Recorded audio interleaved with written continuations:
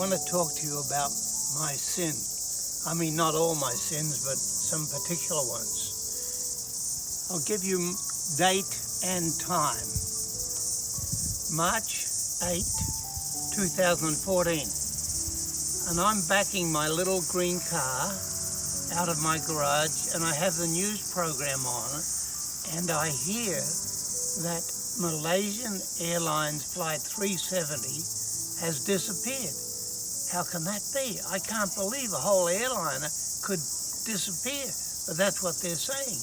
And I'm listening so intently to that news broadcast that I crash into my wife's car, which is standing beside me parallel. Now, normally I'm very careful backing out, but this news transfixed me, and I couldn't believe what I was hearing. And so I scraped the side of my wife's car with my green. There was a terrible screech, and I actually pushed in all this side of the door. Now, a good friend has pushed it out again, and it looks pretty normal. That's the only thing that's left of my sin when I crashed into this car on that fateful day. So that's one of the sins I was going to tell you about. And here's evidence of another one of my sins. Because with the car full, my relatives in the back, I'm in a car park of a very nice resort where we were staying because of the kindness of a friend.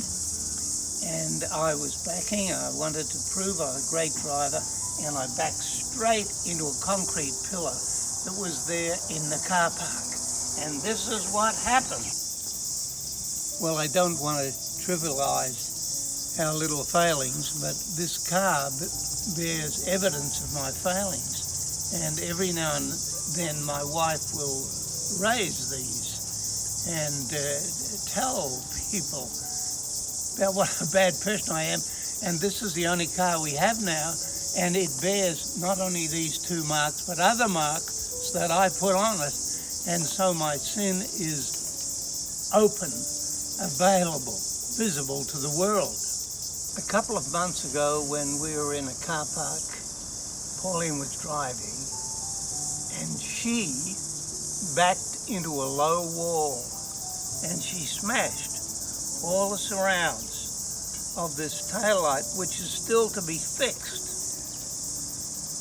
You know, in a way, that helped me, because since then, there's been no talk about my sin on this car. And every now and then we drive past the wall she backed into in the city.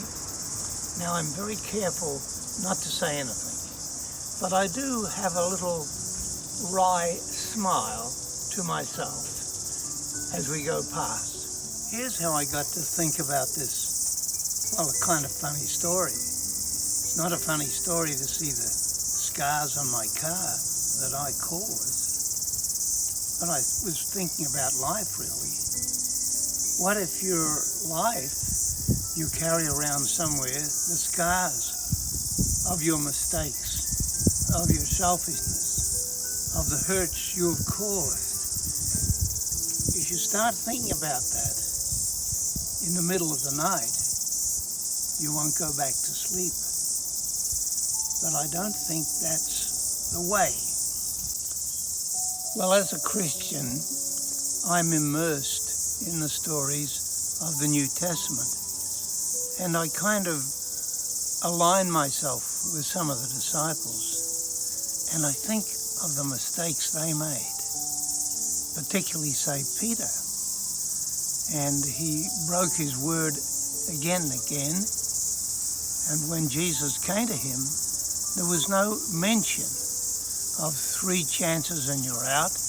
There was no mention of your mistakes. Jesus approached Peter as a friend.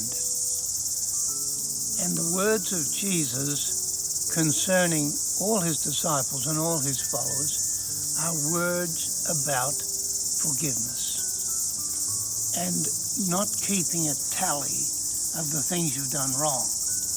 In fact, I think that's pretty useless.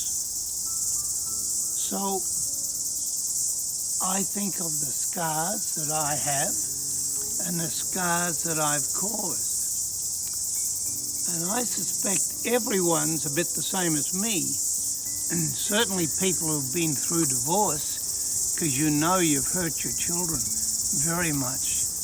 There's no getting away from it, however you package that event.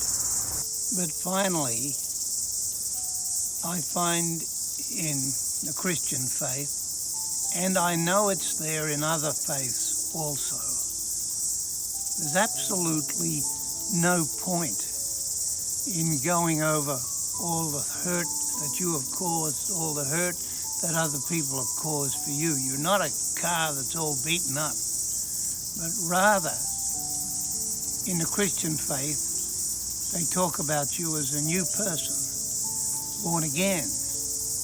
And that's true in other faiths. Do not focus on your mistakes, but rather focus on the love that surrounds you. And that love that surrounds you is there in so many different faiths and philosophies, and I believe it's absolutely the core. So we can't get rid of the dents and the bangs that we have and that we have caused. But we can think of ourselves as a loved person, as a really loved person. And that's where life and hope and joy come from.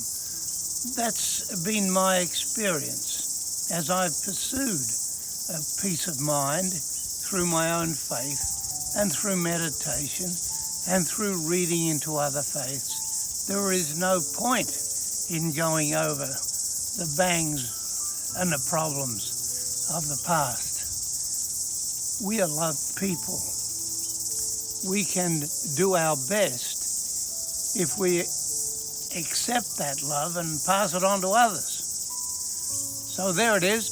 I've told you about my sins in my car, and as for the sins that I have and hurts that I've made, well, I'm sorry, but there's no point in dwelling on them. I must dwell on forgiveness. And the fact that I'm loved, wow, what do you think about that?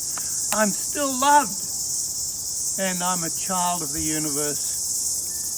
God bless you.